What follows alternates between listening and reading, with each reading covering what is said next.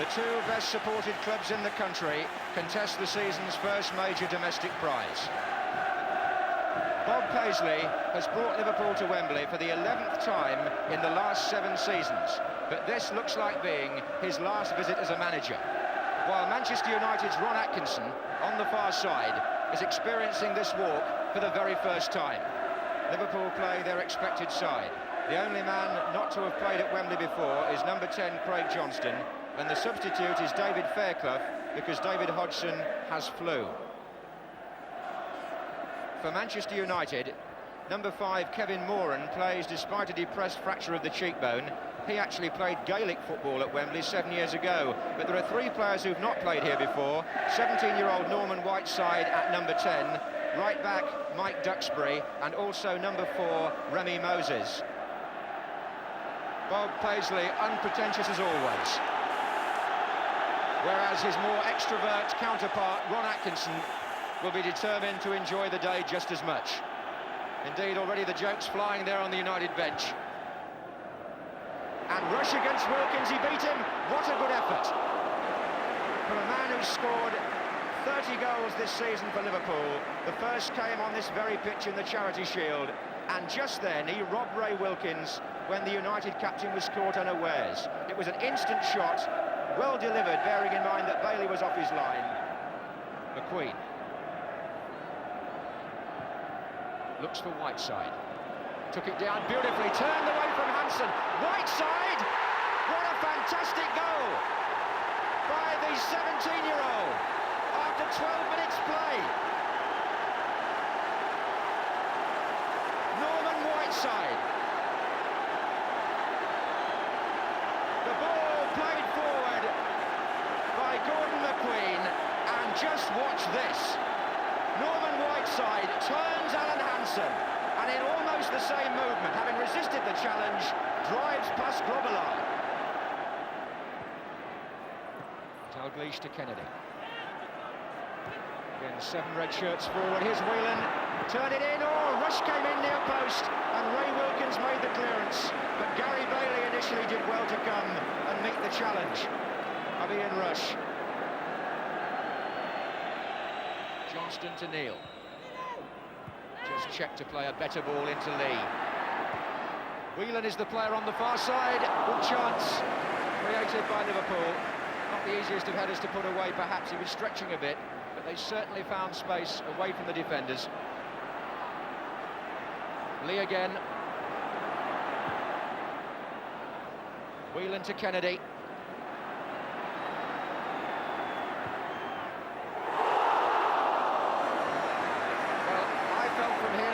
Touched that.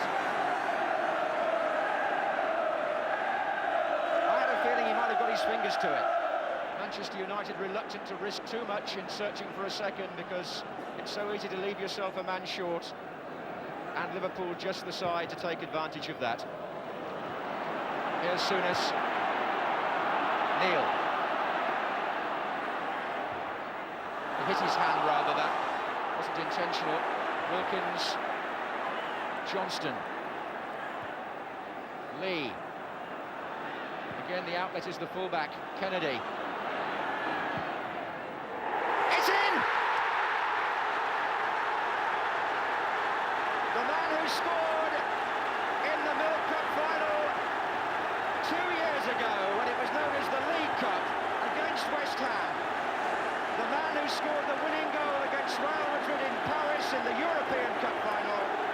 The ball played to him by Sammy Lee, and Kennedy strikes left foot, going away from Bailey, who might have got his fingers to it, but you can never rule out Liverpool. They've come back with the equaliser. Moses. And Grobbelaar is stretching Whiteside, and the goalkeeper got away with it. He didn't position himself well for the cross, it went beyond him. And Norman Whiteside, with a poor angle to aim at, headed the ball into the side netting. And they're trying to avoid the offside. He's onside. Gordon McQueen. Look at Grobbelaar. Goodness me. High drama here. Grobbelaar has brought McQueen crashing down, and he must have been 25 yards out from his goal. The ball was equidistant between them. McQueen stretching. deliberately. A huge talking point there, but it'll be debated later. For the moment, extra time still looms.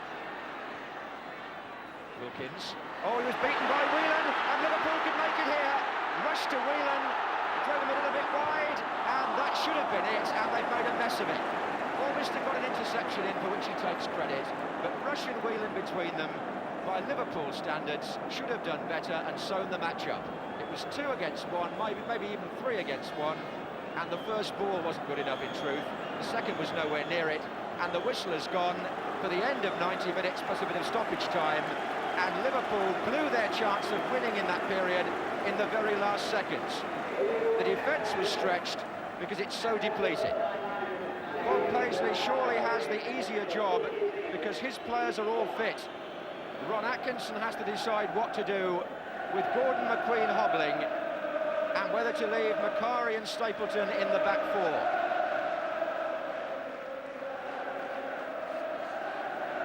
Rush to find Dalglish. Rush to his right, Fairclough in the centre. Kenny Dalglish is right through. Oh, what a good save! Dalglish holds his head. He might have preferred to get it further into the corner, but the goalkeeper got down to his left quickly. Manchester United, having led for so long, playing with only 10.5 men, really. Here's Dalglish. Shot struck Macari. Kennedy. Whelan. And again, Whelan's curled it! Brilliant goal! Ronnie Whelan, who got 2 last year against Spurs, has scored the second for Liverpool today.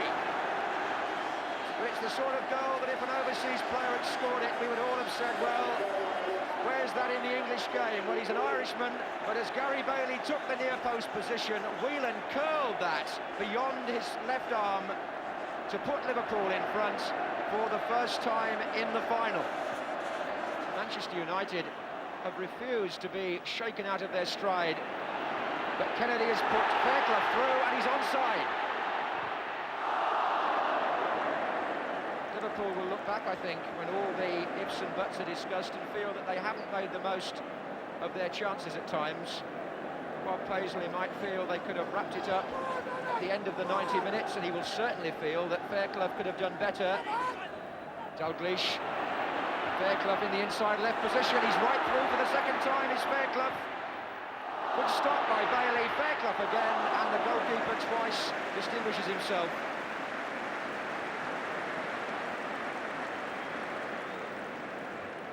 Dalglish releasing Fairclough, who was through for the second time. Again, not the perfect angle, perhaps. Bailey blocking and then diving on the rebound. Ron Atkinson shouting orders out, but I can tell you from down there, it's very hard to make yourself heard to the players at Wembley. And a good ball there by Whiteside, trying to find Muren, well cut out by Neil, and Fairclough onside, his third opportunity. And the third time he's failed. Perhaps Bob Paisley will reflect that had David Fairclough had more first-team football, he would have done better with those chances. But it doesn't matter now, because Liverpool have won the Milk Cup competition for the 3rd year running. Ronnie Whelan is their match winner for the 2nd year running. Alan Kennedy has scored a goal at Wembley in this competition for the 2nd final in 3 years. A brave and valiant effort by Manchester United, whose forces were depleted by injuries to Moran and McQueen. They reorganised, they never gave up the fight, but Liverpool, despite not playing at times to their own high standards, were always fitter and always stronger in extra time. And so Liverpool's acquisition of prizes goes on, and what a good idea to let Bob Paisley, in his last season as manager, on his last visit to Wembley in that capacity, what a nice touch that he should lead the team up. I'm sure the players, among others, insisted upon that. This man has won 19 major prizes, and he finishes up, quite rightly and properly, as a winner. And all Bob will say, I'm sure, is thanks to his players, and the championship is still to come. Liverpool, winners of this competition, 3 years running. That in itself is a record for a club who go on acquiring one prize after another.